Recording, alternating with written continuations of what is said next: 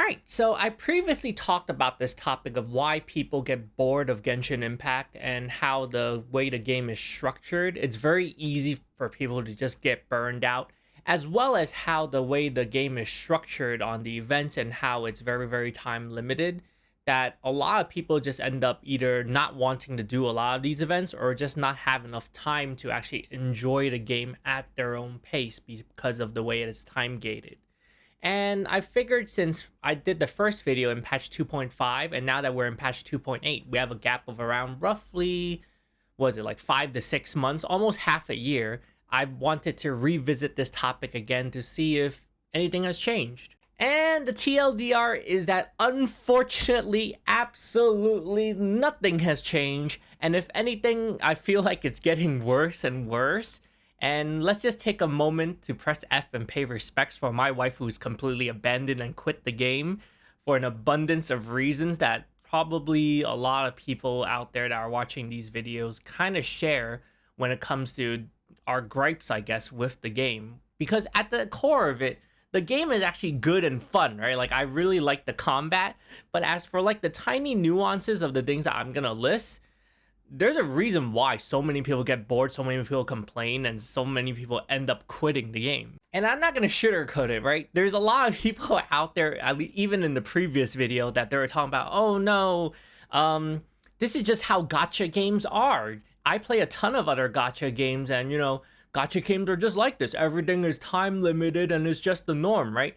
Okay, it's the norm. I play a lot of other gacha games too, like Dokkan Battle, and yeah, I get it. It's time limited. But just because something sucks and something is terrible, it doesn't mean that we should just accept it as what it is, especially when it comes to a game like Genshin Impact when they're making so much goddamn money. So let me just put this into perspective here, right? So Genshin Impact Mihoyo, or whatever the hell they're calling themselves nowadays, Metaverse or whatever it is, they have made $3 billion across both app stores, and I think it says $1 billion every 6 months since launching.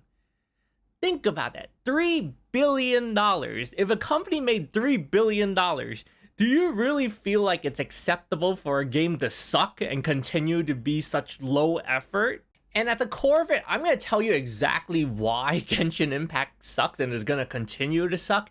It's because people are going to continue wailing for these characters regardless of whether the game is good or not, right? And the reason why the game has been so stagnant, I mean, you could debate it or whatever it is, I highly suspect and I pretty much feel like what they're doing with all their development money and their time is that they're spending everything on Honkai Star Rail, which is one of their upcoming games, as well as I guess another one got announced, which was Zenless Zone Zero. So pretty much what is happening is that they're pretty much just investing all their resources into the next game while they're just pretty much just keeping Genshin Impact the way it is. And I'm going to explain and go over why I feel like the game is so stagnant and list all the reasons that I guess I kind of start to feel it's getting a little bit boring and I might end up quitting myself.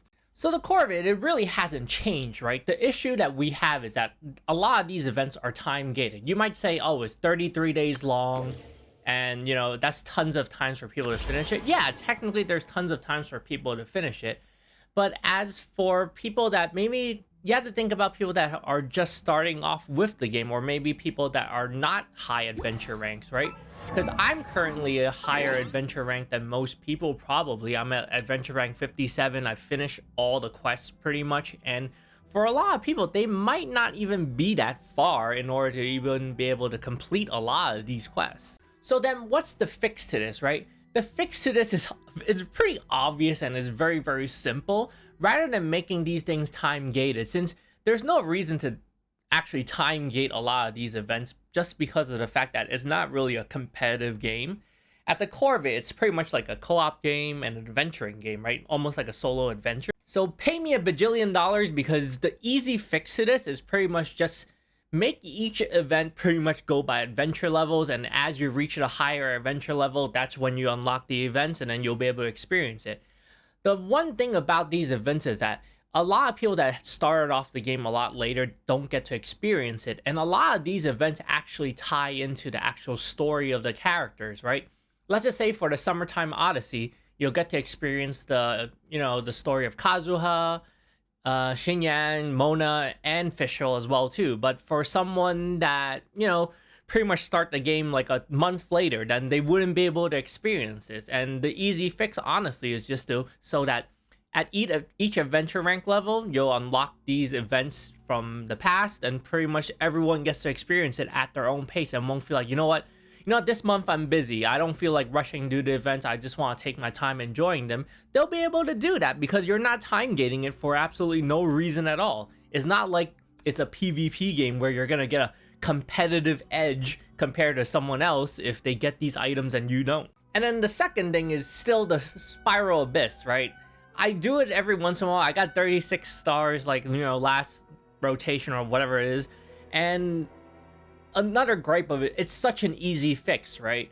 Just have co-op for the Spiral Abyss. Give people something to do and something to enjoy the combat with, because I don't personally enjoy doing co-op in this game because I find it kind of weird. But there's a lot of people that actually enjoy playing with their friends, like everyone playing one character. So just have a co-op Spiral Abyss. How hard is that? You could join like domains and do co-op. Why wouldn't you be able to do a co-op Spiral Abyss? It just makes absolutely no sense. Another easy fix, honestly, is all these stupid domains that they don't do anything with. Why don't they just do something with it? Have some kind of, I don't know, repeatable domain, refresh these domains and make them harder and just let people earn something. Same as how, your Spiral Abyss resets every week and your weekly bosses reset every week. Why not have all these useless domains that just kind of sit there and you can't do anything with? What's the point of having these dungeons if you can't do anything with them? It's just a lot of missed potential. And another gripe I have, honestly, I didn't even finish this event with the summertime thing and do the, I did the official one, which was kind of awful to begin with. I guess we'll start off with that, right?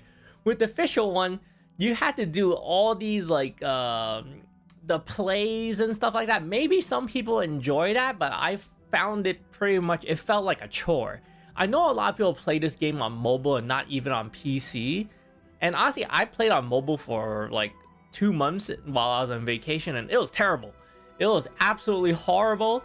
And when you're doing these play events, that kind of ties into one of my gripes as well too, where all these events, all these like storyline type of things, they're just so boring. They just like, none of it actually has anything to do with anything.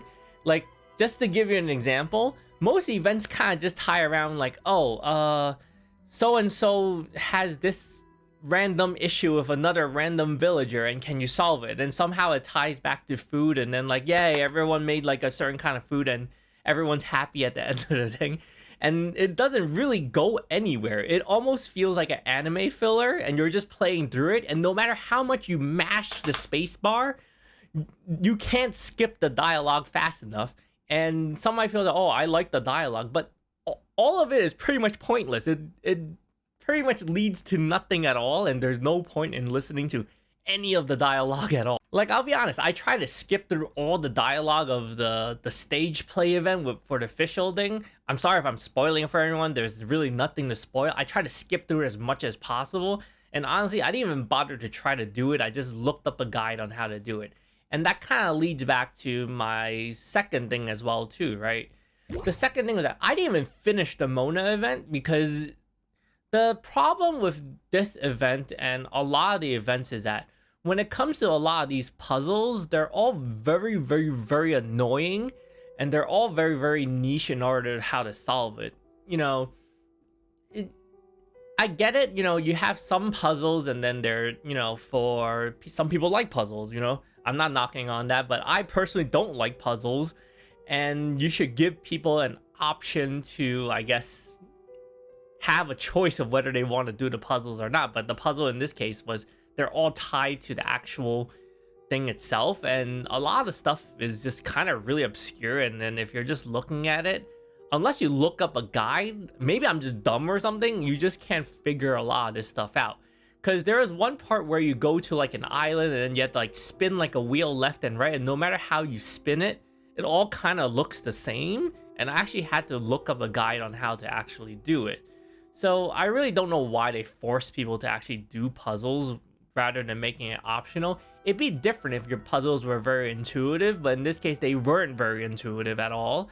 And I'm sure I'm not the only one that actually ends up just looking up a guide on how to do it because it's just so tedious. So at the end of the day, I just pretty much just did the bare minimum for this event. I didn't even complete it for like the rest of the primo gems or whatever. I did as much as I could just to get the crown, and just to finish the event, looked up the guide on how to do the things like the stage play and how to solve that spinning wheel puzzle to fix the machines, and that was it. I really think if they're gonna do puzzle type gameplay, rather than making it tedious, they just need to make it more intuitive or have some kind of in-game GPS in order for people to just know where to go. Because a lot of times I just go like, where the fuck am I supposed to go? And I end up having to actually look it up.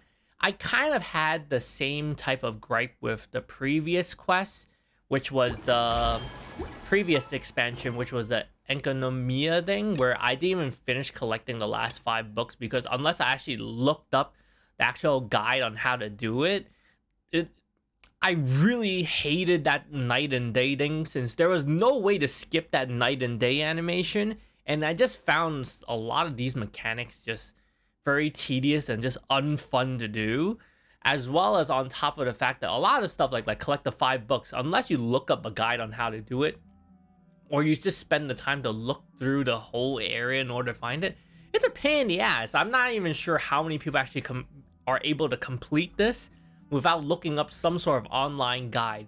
Simple solution to this, right? Just have some sort of in-game GPS to point where people are supposed to go. And for your shitty puzzles that you couldn't make intuitive, at some point, if people can't figure it out, have some kind of timer, I don't know, to show people like some kind of hint on how to complete some of these things. Another gripe I have is I don't even feel like doing hangout events anymore. I've completed all of them up until the most recent ones because they're just so tedious to do. Like, if you want to finish these hangout events, to reach all these endings, it's such a pain in the ass because you're gonna have to go through and just go through the same dialogue just to reach all the endings in order to get all the rewards. And unless you reach all the endings, you're not able to get all these rewards, right? It'd be different if, like, I actually enjoy the actual story quest. If you made the hangouts like sort of like the story quest, I would kind of understand. But the way the hangouts are structured, it just feels like a job. I guess that's like the kind of like the core of like why this game is so boring, and it gets so boring for a lot of people, right? A lot of this stuff just feels like a job and a chore to do, and it's just not fun. There's gonna be some asshole out there and they're like, no, I have a lot of fun with this. No, like, when a game is making $3 billion and who knows how much money they've made since 2022, like, a lot of this stuff should just be unacceptable. So at the core of it, what good things are there about this game? We talked about all the negatives, and I'm sure there's a whole list of other negatives about the game, but what is actually good about the game, right? The story events, obviously. There's the Archon quest, there's the actual story quest for each character to unlock. But again, the problem with you finishing all these quests is that, you know, there's nothing else to do afterwards that's meaningful. Every other event that comes out, it's always some random shit where you're helping Paimon make some food, helping some random villager fix their random problems with another random villager that looks exactly the same as them, right? It's really, really obvious what is low effort in this game and what they put effort into. The ones that they put effort into that mean something. There's voice acting. What's the ones that are low effort? All these web events, all these, you know, random fetch quests that at the end of it, you're just like, well, I did it. It gave me gems, but I have no idea why I did it. And then there's certain events where there's combat, like the Labyrinth event with Child, where, you know, you got to actually do a lot of combat things. And that's another one of my gripes as well, too, where all these combat events kind of feel very samey, where you're just plowing through them. When you're done, you're like, well, okay, that's it. There might be no challenge to it, or their challenge is, oh, give the mob times 4 HP, times 4 damage, and that's about it. It's for the whales to pretty much just, oh, okay, I could go do this at 20 times the damage for no fucking reason at all. You know, that I don't consider those as content. It's just very low effort to me, to be honest. So pretty much at the core of this, if I could give this a rating, like a letter grade, I would give Genshin Impact the giant capital F for failure, because it's failing its fans pretty much, and I pretty much see myself quitting this if nothing really changes. Because at the end of the day, honestly, it's so obvious for people to just see that they're just spending all their money, all their time on just whatever their next project is, which is gonna be Honkai Star Rail and Zenless Zone Zero. So all those billions of dollars that people are wailing on in Genshin Impact in this game for the characters and whatnot, rather than improving the game, giving quality of life changes, giving people things to do with the money that they spent on the game and time they spent on the game, they're just spending it on their next game. It's like, why else do you think that there's just no big changes happening in the game other than every other month they throw another stupid event at you for, oh look, help Paimon make this next food, which is pretty much just it, right? Or help random villager A figure out their issues with random villager B, and at the end of spending 2-3 weeks on an event, you just wonder, well, I got a crown out of it, that's good enough, right? This is fine. But it was all pointless, right? It was just these pointless events that might as well just be flash games. Oh, which, by the way, they give you all these flash games to play in order to earn money during these, or gems during the, like 30 gems for these events.